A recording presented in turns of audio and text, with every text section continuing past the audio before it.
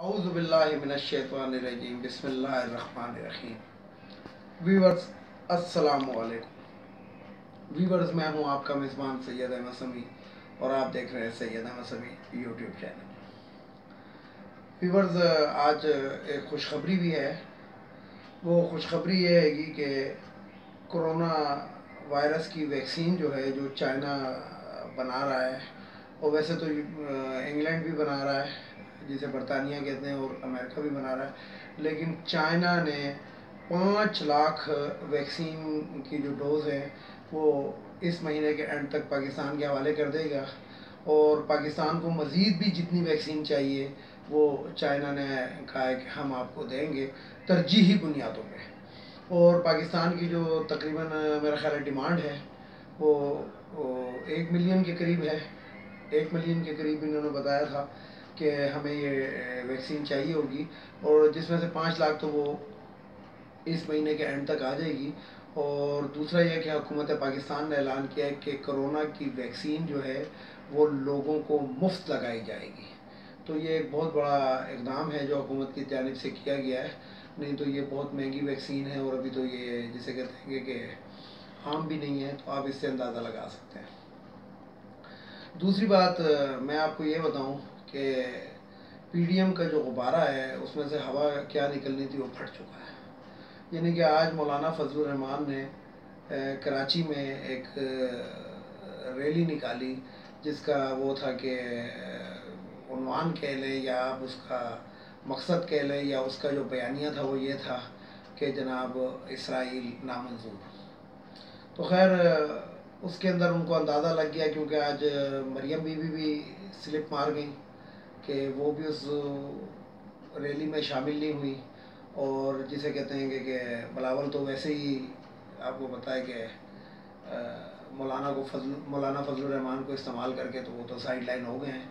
और आज मौलाना ने जब रैली के बाद अपने जानने वालों और अपने हमदर्दों के साथ बैठक की तो उसके अंदर उन्होंने बाकायदा ये अल्फाज इस्तेमाल किए, यानी कि अपनी तकरीर, जो उनकी तकरीर थी उस तकरीर से आप अंदाज़ा लगा लें कि उन्होंने किसी भी मुल्क का नाम नहीं लिया, और ख़ास तौर पे इसराइल के लिए भी उन्होंने बिल्कुल खामोशी के अंदर अल्फाज, खामोशी से मेरा मुराद है कि वो अल्फाज नहीं इस्तेमाल किए। उसकी वजह यह है कि जो ममालिक इसराइल को तस्लीम कर रहे हैं या कर चुके हैं इस्लामी मुल्कों में, वो मौलाना फजलुर रहमान को फ़ौरन फंडिंग करते रहे हैं।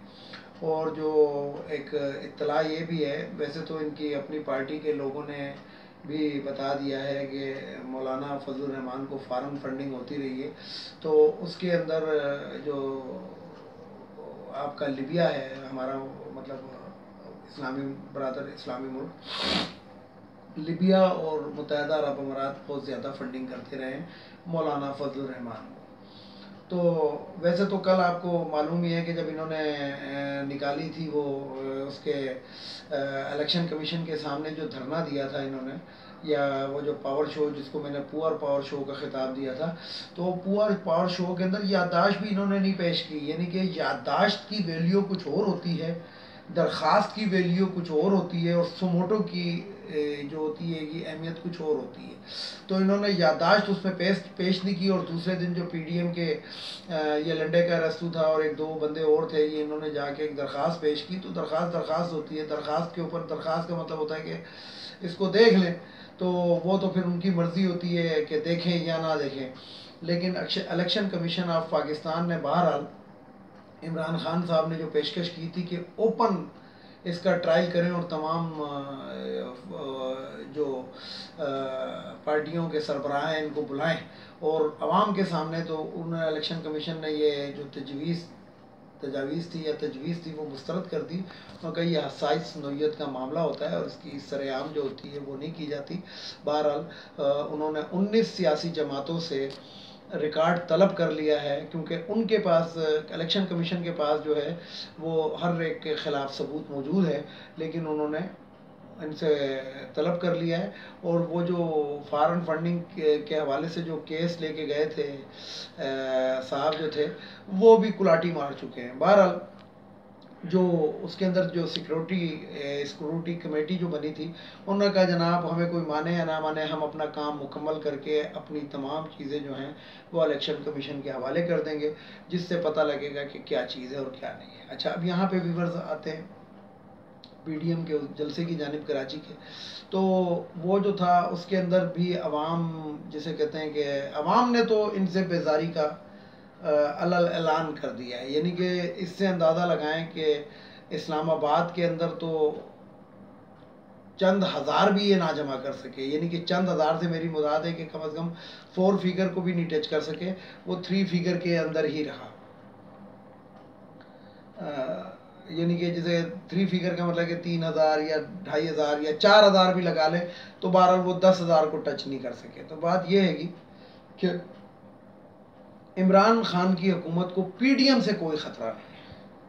पीडीएम जो मर्जी कर ले, इसीलिए इनको फ्री हैंड भी दे दिया गया, इनसे कोई ख़तरा नहीं है। लेकिन मैं आपको एक बात बड़ी अंदर की खबर दे रहा हूँ कि कल इमरान खान के जो हमदर्द लोग हैं, वो हमदर्द लोग जो चाहते हैं कि ये ईमानदार बंदा है और सच्चा बंदा है तो ये वज़ीर आज़म रहे, तो उन्होंने इमरान खान से मुलाकात की।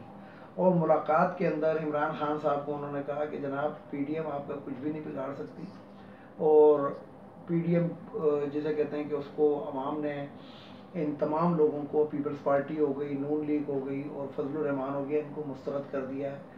गो के सिंध के अंदर पीपल्स पार्टी की एक क़ुव्वत है।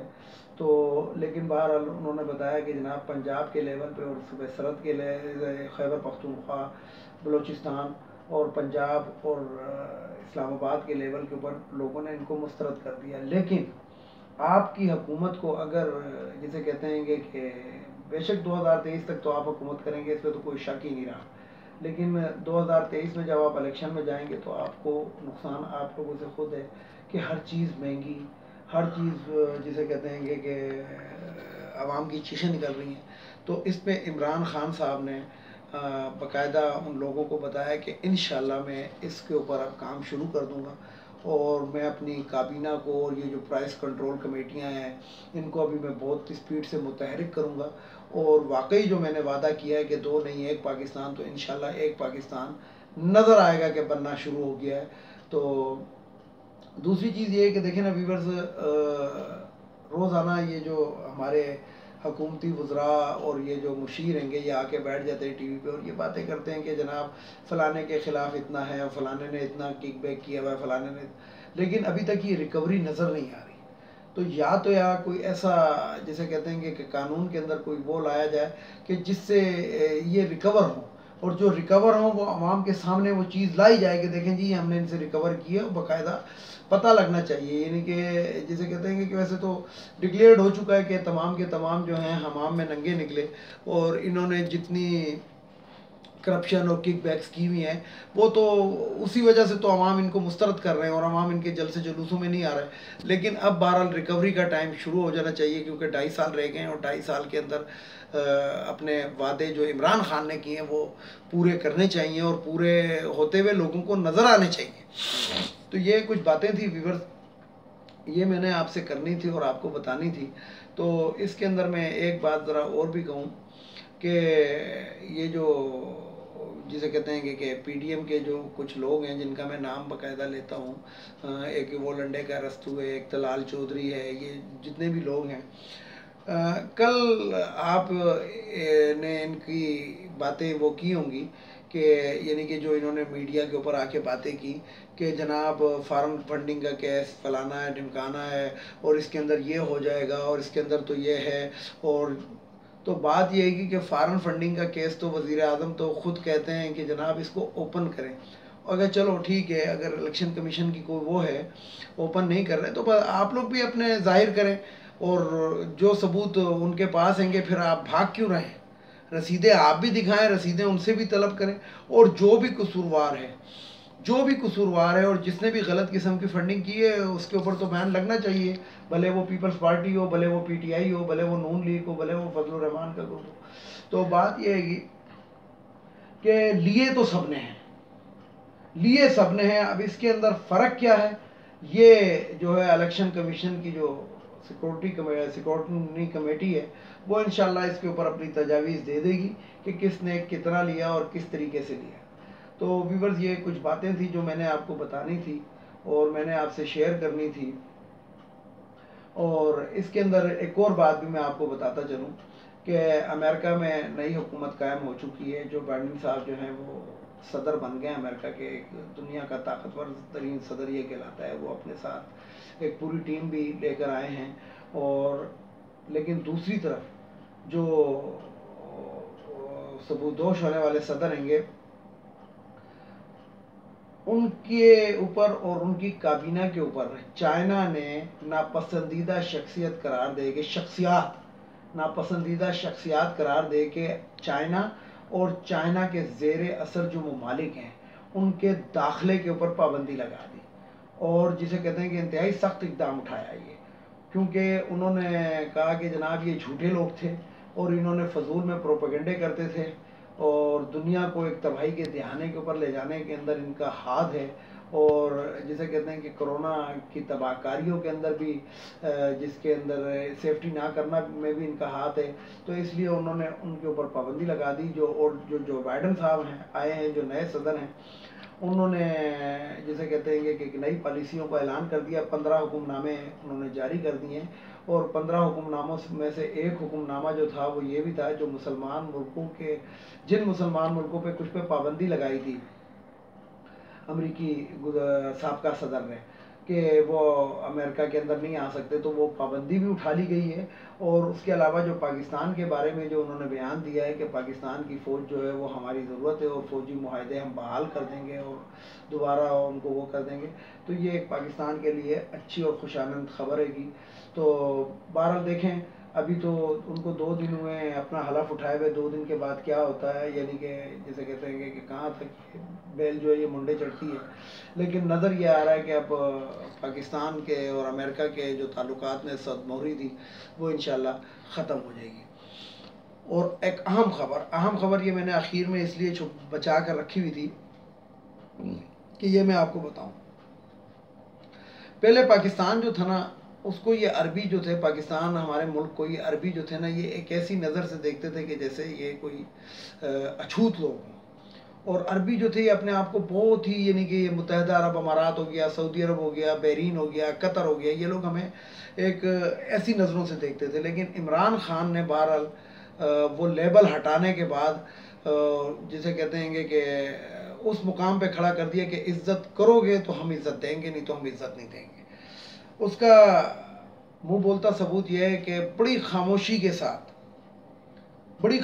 साथ पाकिस्तान में इस टाइम, जिस टाइम मैं आपसे बात कर रहा हूँ, इन जिन मुल्कों का मैंने नाम लिया कतर के अलावा, यानी कि बहरीन, मुत्तहिदा अरब अमारात और सऊदी अरब के जो शहजादे हैं वो पाकिस्तान के अंदर आए हुए हैं किसी खुफिया सिफारतकारी के मिशन पे। लेकिन इमरान खान ने उनसे मिलने से इनकार कर दिया है।